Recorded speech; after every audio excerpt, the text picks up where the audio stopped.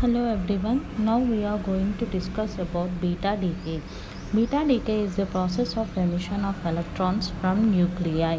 All the properties of nuclei have firmly indicated that the nuclei do not contain electrons. Naturally, the question arises how the electrons are emitted from radioactive nuclei. The answer of this question is supplied by Yukawa's meson theory. According to this theory, the protons and neutrons are held together by continual exchange of pi mesons between them. The electron emission takes place in the following two processes. First one, the spontaneous conversion of a neutron into a proton by ejecting a pi meson, and second one, the pi minus meson decays almost instantly into an electron and an antineutrino. The reaction can be expressed as a neutron 012 P11 plus pi minus, which tends to P11, which is called as proton, plus E10 electron plus nu, which is called as antineutrino. It is obvious that in beta decay, a neutrino is converted into a proton. Therefore, neutron or proton ratio decreases. In beta decay, the mass number, that is number of nucleons of the radioactive nucleus, remains unchanged, but the atomic number, that is number of protons, increases by unity. The equation of beta decay can be written as XZA, which is called as parent nucleus, tends to YZ plus 1 to A daughter nucleus plus beta minus 10, which is called as a beta particle or electron, plus a nu antineutrino. Similarly, the positron emission takes place on the spontaneous conversion of proton into a neutron by ejecting pi plus meson. Further, the pi plus meson decays almost instantly into a positron and a neutrino. The reaction is expressed as P tends to n plus pi plus, which tends to n plus e plus nu. In this process, the neutron or proton ratio increases.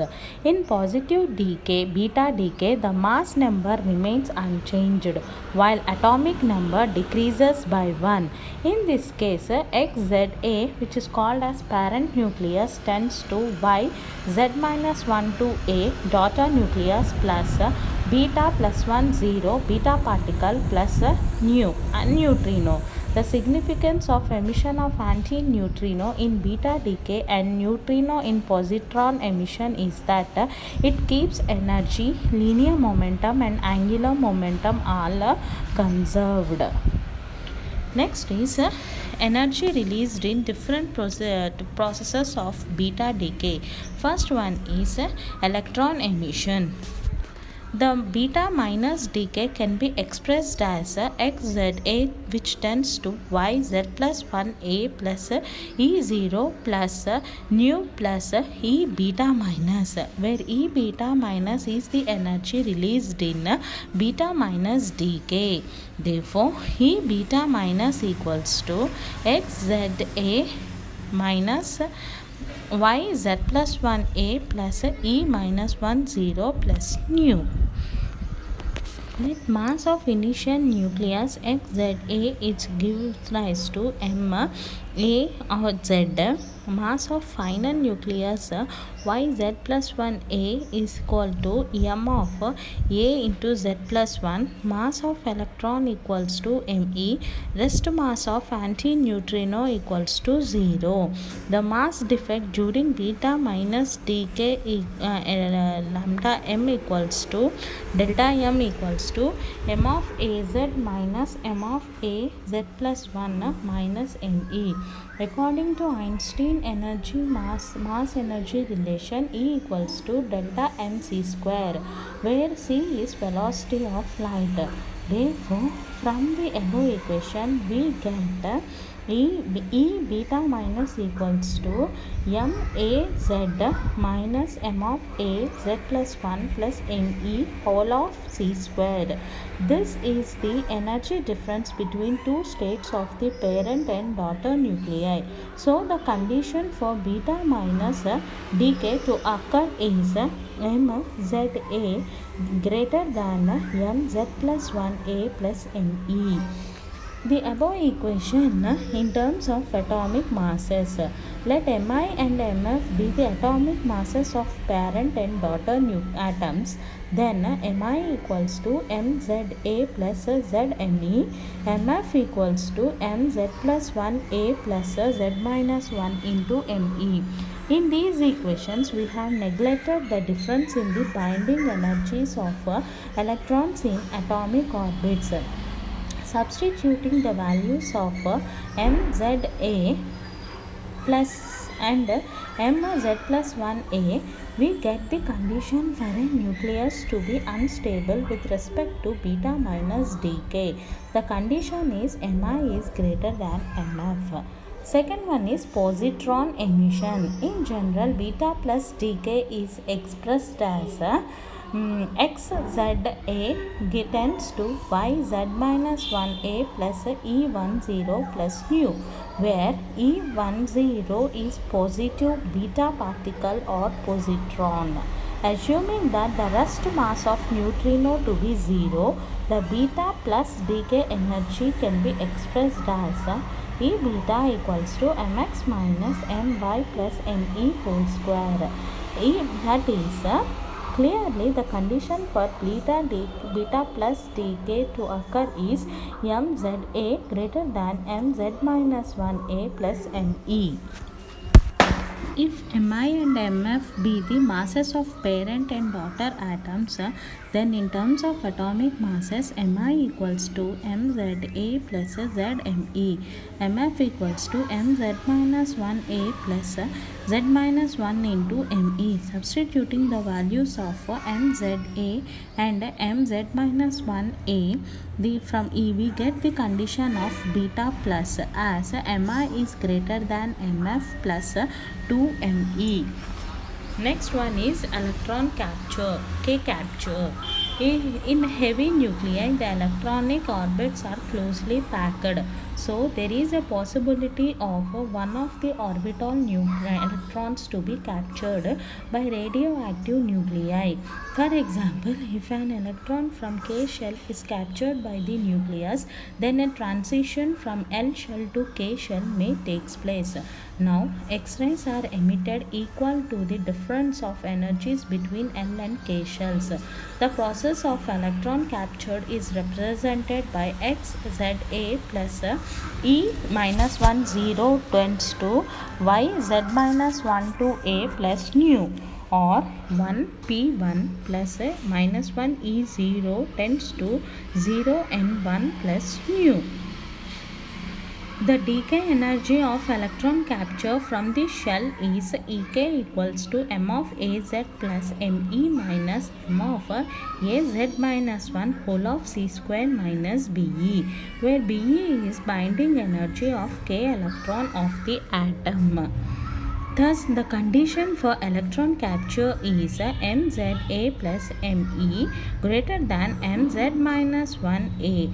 Let Mi and Mf be the masses of parent and daughter atoms. We have Mi equal to Mza plus Zme and Mf equals to Mz minus 1a plus Z minus 1 of Me. Substituting, we get Mi is greater than Mf. Next is beta ray continuous and discrete spectrum. Using a GM counter, the number of electrons per unit time with different velocities is counted. A graph is then plotted between number of electrons and their energy. The graph is as shown in the figure. On x-axis we have taken energy and on y-axis we have chosen number of beta particles. The graph is extensive continuum upon which a sharp fine lines are superposed. The graph shows that the beta particles emitted by radioactive substance possesses a continuous range of energies. That is, beta ray spectrum is continuous. Instead of a GM counter, a photographic plate is used. Then after developing the plate with suitable exposure, a photograph as shown in the second figure, which is shown like a beta endpoints beta spectrum. The photograph has a darkened background with several black lines. The background shows that the presence of beta particles having a wide range of velocities, while the line signifies the groups with definite and discrete velocities and hence energies. So we have the following characteristics of beta ray spectrum. First one is continuous spectrum. The beta particles have a continuous distribution of energy. The continuous spectrum energy ranging from 0 to a certain maximum value. The upper value is called the endpoint energy and is a characteristic of the emitter. Second one is discrete spectrum. Some radioactive substances emit beta particles which produce line spectra, that is called discrete spectrum, which is superimposed on the continuous faint background. These are called as secondary spectra. Now we shall explain the features of beta ray energy spectra in detail. Features of beta ray energy spectra.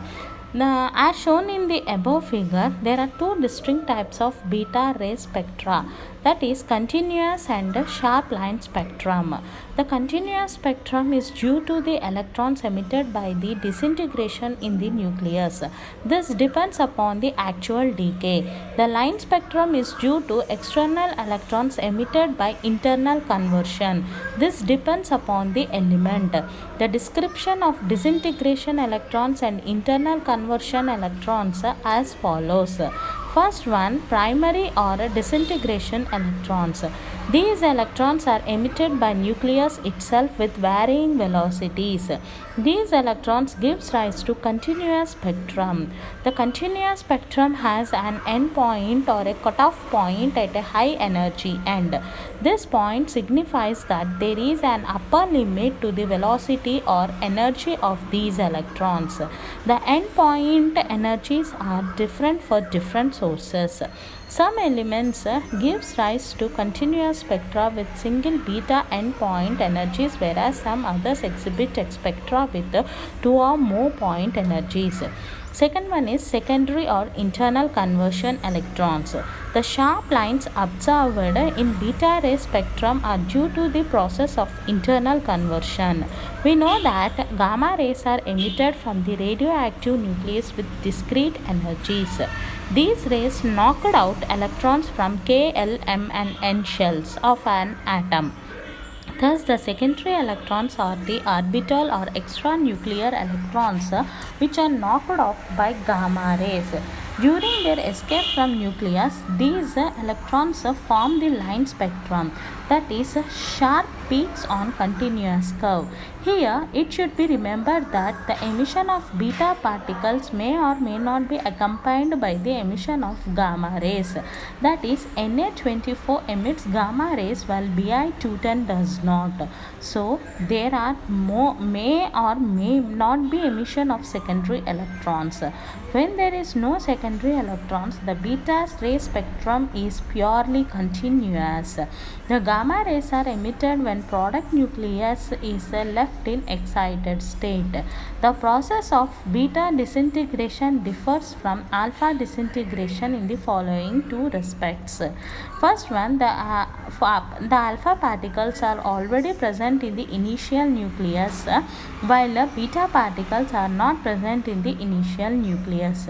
Beta particles are created at the time of emission. And next one is the energy spectrum of alpha particles is discrete, while the energy spectrum of beta particles is continuous.